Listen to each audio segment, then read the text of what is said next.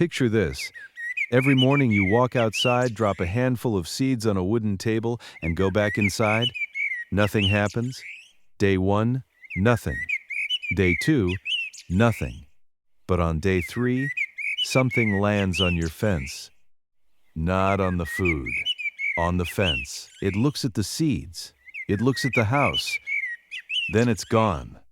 What just happened in that moment is something science only recently figured out, and nobody ever tells you about it. This is what birds know. Most people think feeding birds is simple. You put food out, they eat. Done. But what actually happens when you feed your backyard birds every single day is one of the most surprising chains of events in nature, and it unfolds in stages, each one more extraordinary than the last. That first bird wasn't hungry. It was studying you. That bird on the fence wasn't waiting for courage. It was running a risk assessment. Scientists call it threat evaluation. Every new location a bird visits gets assessed before it commits. It clocked what time you came outside, how long you stayed, whether you moved fast or slow, whether you looked at it directly. It was building a profile on you, specifically you, not humans in general, you. And here's where it gets remarkable. Once that bird decided your yard was safe, it didn't keep that to itself.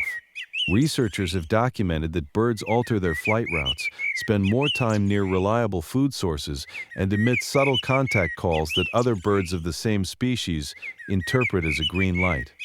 Not an alarm, not a feeding call. Something quieter, a signal that says something good is happening over there. You put seeds on a table, that bird put out a neighborhood announcement, and those calls carry more than you'd ever guess. Birds aren't just chirping, they're talking. Take the chickadee. That cheerful chickadee-dee-dee isn't one sound. It's a sentence. Scientists found that the number of D notes on the end encodes the size of a threat. A few Ds means a large, slow predator. A dozen Ds means a small, fast, dangerous one. They are broadcasting exact threat levels through the air, and every bird in earshot understands the message. So the instant your yard becomes safe, that news travels through a hidden network you can't hear, but they can. And it isn't a free-for-all at your table either. Watch long enough and a strict order appears. The boldest birds eat first. The smaller ones wait their turn on nearby branches and dart in when there's a gap. Scientists have a name for it. It's literally where the phrase pecking order comes from. Every bird at your table knows its rank, who it can push aside, and who it has to yield to. It looks like chaos. It's actually a society with rules, playing out a few feet from your window.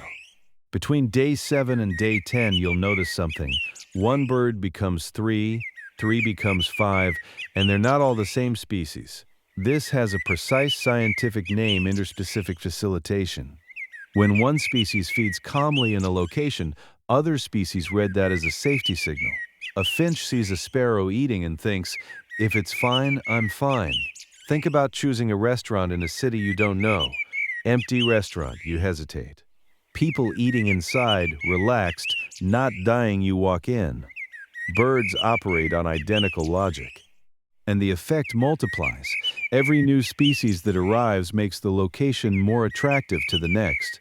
Your handful of seeds on a wooden table has become the social hub of your entire neighborhood's bird population. And a hub needs protection. Watch closely and you'll see it. While some birds feed, one sits a little higher, a little apart, not eating. That's a sentinel.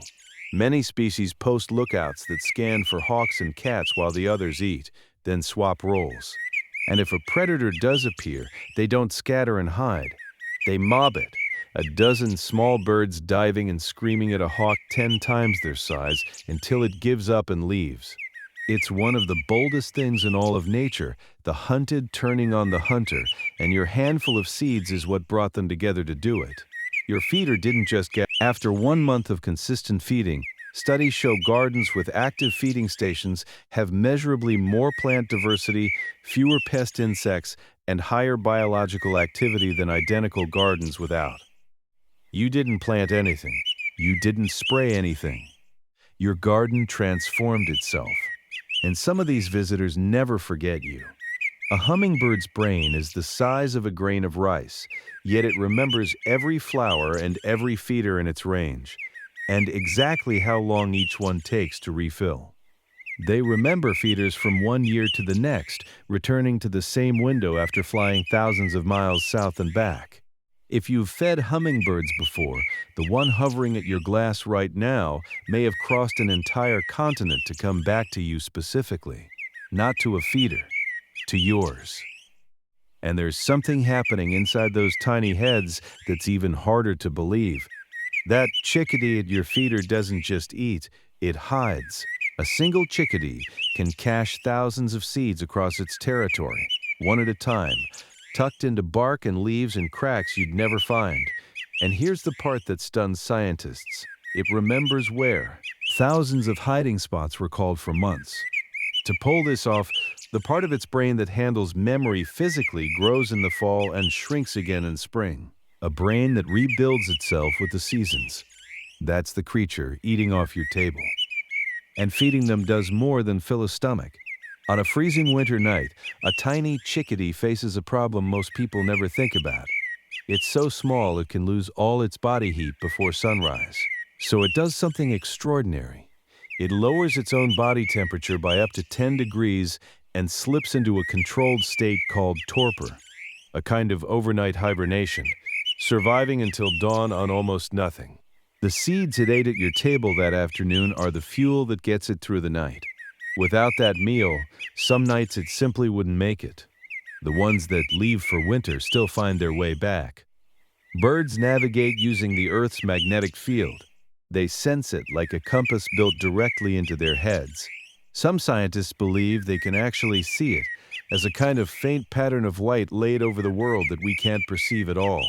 It's how a bird weighing less than a handful of coins crosses thousands of miles of ocean, mountain, farmland, and city, and lands back in the exact yard it left months before, looking for the table that was always there. And the numbers behind all of this are staggering.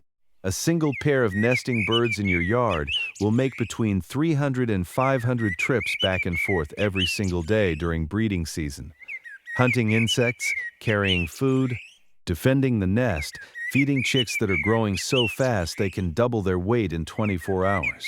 The activity you're watching from your window is not casual. It is one of the most intense efforts in all of nature, playing out in your garden, powered in part by the seeds you left on a table. This is the part people find hardest to believe until it happens to them personally. Birds can recognize individual human faces, not human shapes, not movement, faces. This isn't folklore, it has been tested. In a famous set of experiments, researchers wearing specific masks trapped wild crows on a university campus, then kept walking that same campus for years afterward. The crows remembered the exact mask that had once threatened them. They scolded it, dove at it, and passed that information to younger birds that had never been trapped at all. Crows, magpies, jays, they can hold a grudge across years and teach it to their children. And they can hold a friendship just as long. Smaller garden birds run on the same currency. A robin you feed every day stops reacting to you as just another human and starts reacting to you.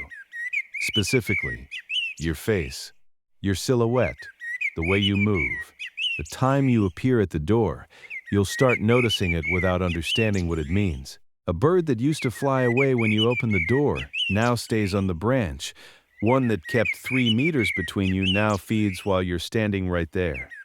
And then one morning a bird starts singing the moment it sees you come outside, not when anyone else comes out. When you come out.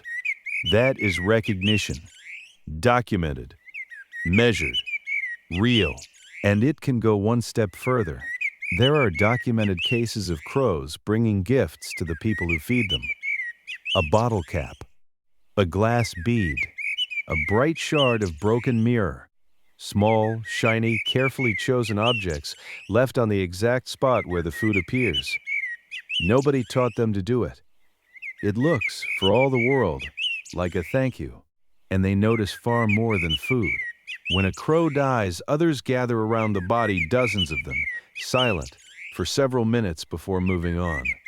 Whether it is grief or caution, nobody can say for certain, but the bird at your table is paying far closer attention to the world and to you than anyone ever told you. Here's where the science goes somewhere unexpected. Researchers at the University of Exeter measured something that bird feeders had been reporting for years, but nobody had quantified. People living in neighborhoods with more birds, more individuals, more birdsong show significantly lower levels of anxiety, depression, and stress. Regardless of age, income, or where they lived, more birds, less stress. Every time. But here's the part nobody mentions. When you feed birds every day, you don't just change your garden, you change your routine. You go outside at the same time, you sit in the same spot, you put the phone down. You watch something alive and real for 5 minutes. That daily pause is doing something measurable to your nervous system. Cortisol drops. Heart rate slows. Attention lands somewhere quiet. You thought you were taking care of them. They were taking care of you. When birds build their routes around your food, they depend on it. If you stop suddenly, they'll keep coming back burning energy they can't afford to waste. So if you start, be consistent. If you need to stop, reduce gradually over several days. Black oil sunflower seeds work for almost every species. Millet, fresh fruit, clean water changed every 2 days. White bread, zero nutritional value. Spoiled food, dangerous. Place the feeder near a bush so they have cover, and clean it every couple of weeks. So what actually happens when you feed your backyard birds every single day? One bird arrives and studies you. Then it tells others. Species you've never seen appear. Look out, stand guard. Your garden fills with life you didn't put there. The birds learn your face. One morning, one of them sings when it sees you come outside, and maybe one day one leaves you something shiny on the table where you always leave the seed.